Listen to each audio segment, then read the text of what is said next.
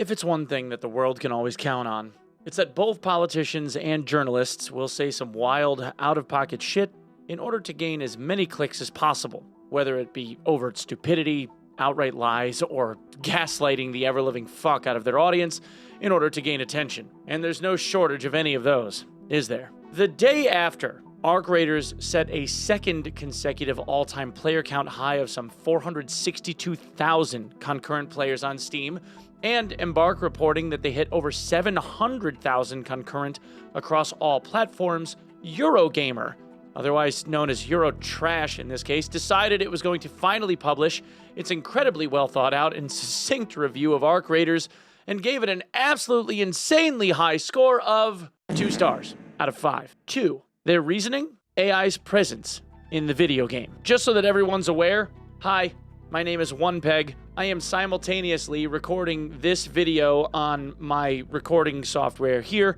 and also I am recording it on OBS so that you guys know that I scripted this thing myself and I am in no way an AI. Of course, now I'm going to get a bunch of comments saying you're an AI and I can prove it or some dumb shit. But anyway, I shit you not. The entire article went through how brilliant the game was to play, how interesting and refreshing the game was, how interesting and refreshing interacting with other players was, how the environmental detail and audio was pretty fucking great, and how enjoyable of an overall experience it was to play the game against the relatively difficult Arc bots that were scattered throughout the map, all to have it completely dashed to the rocks by the fact that the voice lines and the antagonist NPC movements in the game were AI generated, while simultaneously giving zero credence to the particulars of the AI's presence in the video game. The author, Rick Lane, who coincidentally gave the game Concord 3 out of 5 stars, 1 star higher than Arc Raiders,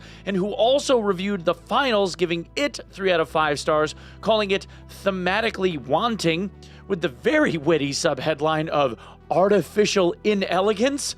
Wait, so witty.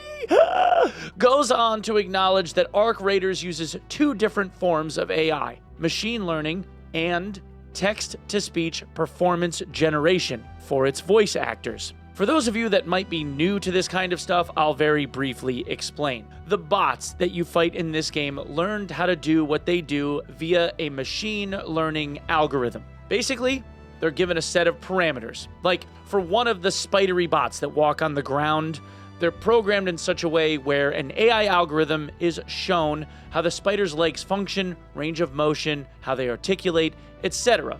And with these set of rules, they are basically told, figure out the rest on your own. They then get told how to walk, first on flat ground, and then over terrain. This evolves then into jumping, climbing, flying, all of the behaviors that you see and their reactions to being hit, how hard they get hit, how much damage they take, and the effects of that damage on them when that happens, how they lose control when certain issues arise, like damage, flying into walls, etc.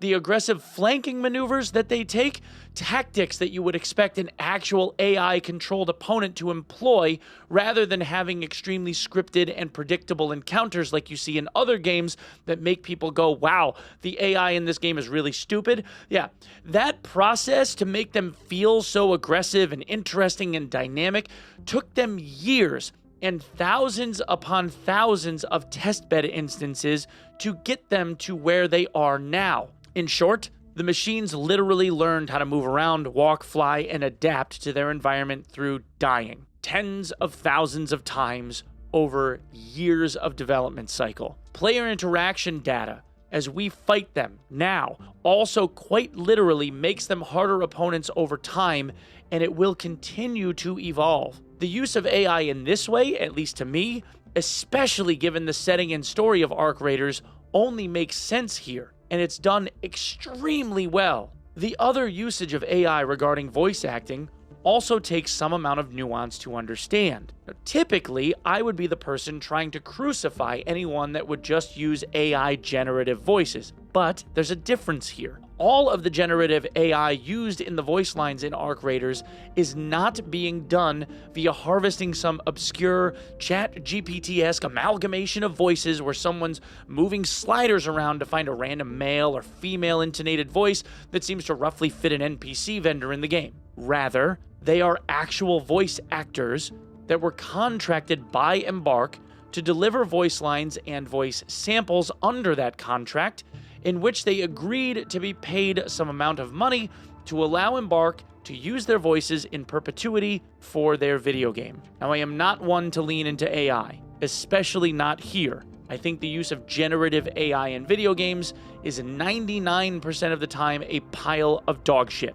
albeit inevitable at some level, simply because I think it detracts from the game's overall feeling and tends to put a blemish on what I would otherwise consider a brilliant merging of technology and art. However, these artists consented. They were paid for their work, and unless these voice actors were complete idiots, there would likely be some kind of time frame written into the contract where the devs were allowed to utilize it for a certain amount of time for the purpose of creating new voice lines. All of this, of course, would have been established considerably in advance of even the game's first broadcastable beta test. And there were voice lines in the vendors, or for the vendors there too, which at the time I even criticized for sounding canned, devoid of emotion, and I pontificated on how generative AI is dog shit.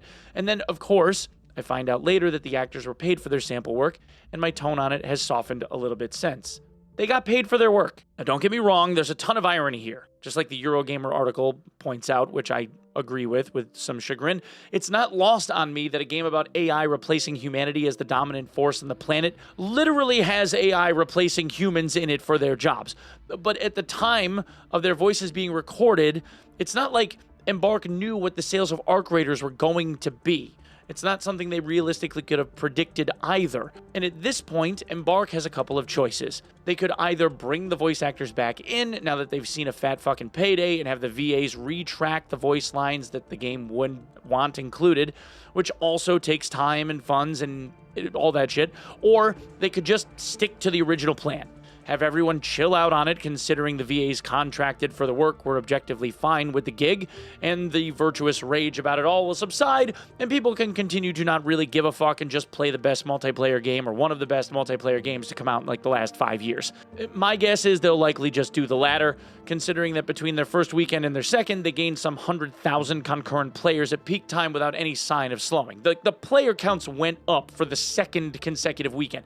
That shit doesn't happen all that often, okay? Like, it's not a unicorn, but like, let's be honest. Seeing increasing counts on multiplayer games that got this fucking hype is not a normal thing. Look at Battlefield 6. They had a production budget that was over 10 times what this game's production budget was, and those player counts only started going down from the day of launch. Okay, like there's something special with this game. But even more importantly, this article wasn't even a review of the video game. This article was an editorial on artistic morality disguised as a video game review. And honestly, whether your moral high horse is running on all legs or not, you can't deny that Arc Raiders is an absolutely fantastic video game and is worthy of your time. 2-star virtue signaling bullshit or not.